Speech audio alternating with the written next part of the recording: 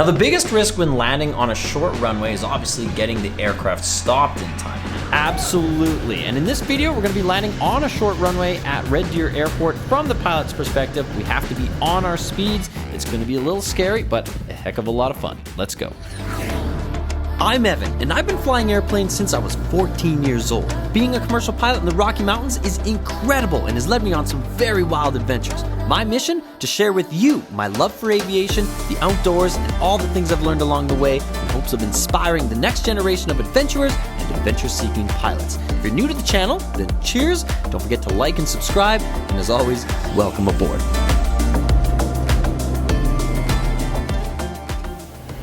All right, everyone, welcome back. We're in the cockpit of the Cessna Conquest, the mighty Cessna twin turboprop, and I'm pointing out the airport here to our left. This is Red Deer Airport in central Alberta. I'm going to load up the airport diagram here. We're landing on runway 30. It's the short runway, and it has a runway length of about 3,454 feet, which is indicated right here. And one nice thing about this runway is that it has an upslope of about 0.52%, which will help us in slowing down. And we can't use the longer runway because it's actually closed due to construction. And here's a handy tip. If you use the Garmin Pilot app and you place 2 fingers on the map, you can actually measure distances in feet. It's a new feature, and I'll show you why it's important here in a moment. Now, my personal minimums for landing this airplane is 3,400 feet. Obviously, the airplane can do much better, but that's my personal minimums. Now, the biggest risk when landing on a short runway is obviously getting the aircraft stopped in time. You have to be on your approach speeds. You want to cross the runway threshold at the proper speed. You don't want to be too high or too low, and you want to hit your landing point, which you want to brief beforehand. And one thing I find really helpful is if you take a look at the aerodrome chart and figure out places along the runway that will give you indications of how much runway you have left. There's an intersection where the other runway almost intersects the runway we're landing on. So we can use that as a marker for us when we touch down to know, okay, when we pass that runway, this is how much runway we have remaining. So it's very important to brief these landings beforehand so you can be prepared because things happen pretty fast. Now, we were cleared for the visual approach, but I'm going to load up the approach chart anyways. We're coming in from the south. We're going to cross Kegmu waypoint and then Ovivu. This is what the vertical part of the chart looks like. We have a couple altitude checks here, 4,700 at Kegmu, 3,780 at Ovivu. The LNAV minimums bring us down to 3,420, which is about 471 feet above the ground. We need 1.5 miles of visibility. But it's a beautiful day. We got some clouds out, but that's about it. But totally VFR conditions. But here's my approach checklist acronym, RATMO AGS. You've seen it in all my other videos. It's really useful for planning your approaches. And I'm going to turn off the autopilot because that's one thing I love doing when I'm flying visual approaches like this. I like to hand fly the airplane. The Garmin GFC 600 autopilot is amazing. It does a lot better job than me a lot of the time, but I like to practice, and I like flying these visual approaches manually. And something to consider is even though we are on the visual approach, we are still technically IFR, but we want to maintain separation from other VFR aircraft. You notice I just put the flaps down there because we're trying to slow up. We got to be below 175 knots in order to get the first stage of flaps in.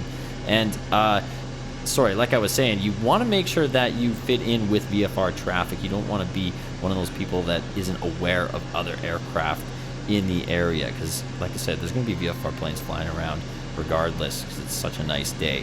And just because we're IFR does not give us priority over those VFR airplanes. We still want to try to fit in with the traffic.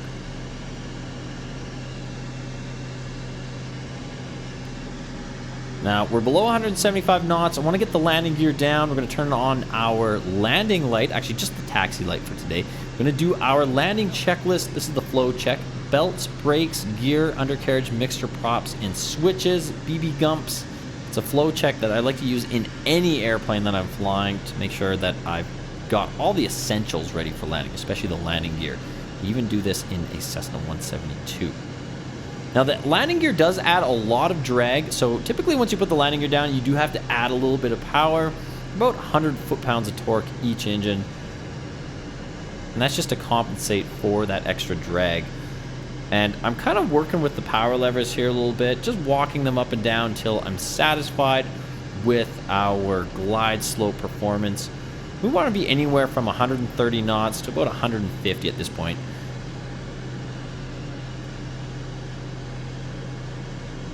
It's a little bit bumpy, so I'm sort of fighting a little bit of light turbulence, some light chop. But once you get the power set, you really don't have to touch it that much. You can see I'm pulling it back a little bit here now because I want to start slowing up. I'm going to get one more stage of flap below 145 knots. And because this is a short runway, I'm actually going to use full flaps, and you can kind of feel the uplift as those flaps are coming down. And something to note is that the flaps in this airplane don't decrease your stall speed that much. They're really there for drag. And if you have full flaps on this airplane, there is so much drag, especially with the landing gear out. You got landing gear out. If the plane's really dirty, and then by that I mean landing gear's out, flaps are full down, then you have a lot of drag slowing that aircraft down. It does require quite a bit of power. You can see I'm about 115 knots right now, which is slightly slow, but because this is a short runway, we want to make sure we are right on our speeds when we come over the runway threshold. That's imperative that we are. I'm going to add one more stage of flaps. So we have full flaps now, which is what we want for a short field landing. And I'm going to add a little bit of power here. See, now we're up to about 120 knots. I'm going to do my short final checks, gear, props, flaps. We've got clearance to land, and we're going to triple, quadruple check that the landing gear is down. Over this highway here. I'm slowing up to about 110 now, and just small movements on the power.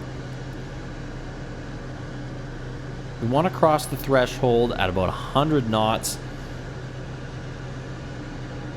and we want to make sure that we hit our landing point. We don't want to float too long. Come over these trees here, and it's important too when you're landing on a short runway that you don't get too low. That's why it's so important to be on your speeds. We're going to come over this last set of trees. I'm going to set the power now. Cross the threshold at about 100 knots here. Initiate a flare. And that was pretty smooth, but like I said, priority is to get the aircraft down. And we're going to cross. You see that runway, that intersecting runway is on our right there. We've already gone through that, so we know that there's roughly about 2,000 feet of runway left. And we're going to slow the airplane up here now. We got lots of runway remaining. So that was pretty much picture perfect for a short field landing. And here it is on the chart again. You saw those yellow lines that we crossed, and that was where that runway, those are the hold short lines there for that intersecting runway. And like I said, we can use those as a reference to know how far we have remaining. If we use Garmin Pilot app here, you can see it's about 1,300 feet from the end of the runway to the intersection of that other runway. And we can use that, like I said, to determine how much runway is remaining when we pass it. And if you want to practice short field landings, I always tell people, like, you don't have to do that on a short runway. Like, why would you take the extra risk practicing short field takeoffs and landings on a short runway? You can do that on a long runway. Just pick points and simulate that it's a short runway and practice hitting your touchdown zones. We're going to exit here at the end and do our post-landing checks here. I'm going to show you what that looks like once we're clear of those runway hold short lines. I'm going to switch over to Red Deer Ground. This is a controlled airport. We're going to turn our lights off, our anti-de-ice can come off, we're going to turn the bleed air off and pull out the cabin vent control, which should make sure that the cabin is indeed depressurized. And I'm going to record our landing time here. And for those of you who haven't taxied a turboprop aircraft, we typically pull the power levers back into what's called beta, which basically flattens the pitch of the props out and creates almost zero thrust, or a lot less thrust. Anything further back on the power levers, that's where you get into reverse, which obviously you don't necessarily want to do on the ground. And here's the intersecting runway. We got the hold short lines here. We're going to cross these, and they got a bunch of construction equipment on the runway here, but we got to cross it in order to get to the ramp. We're going to park right in front of the control tower. We'll turn off the fuel control heaters, our avionics, our generators, and then we can shut down and feather these props.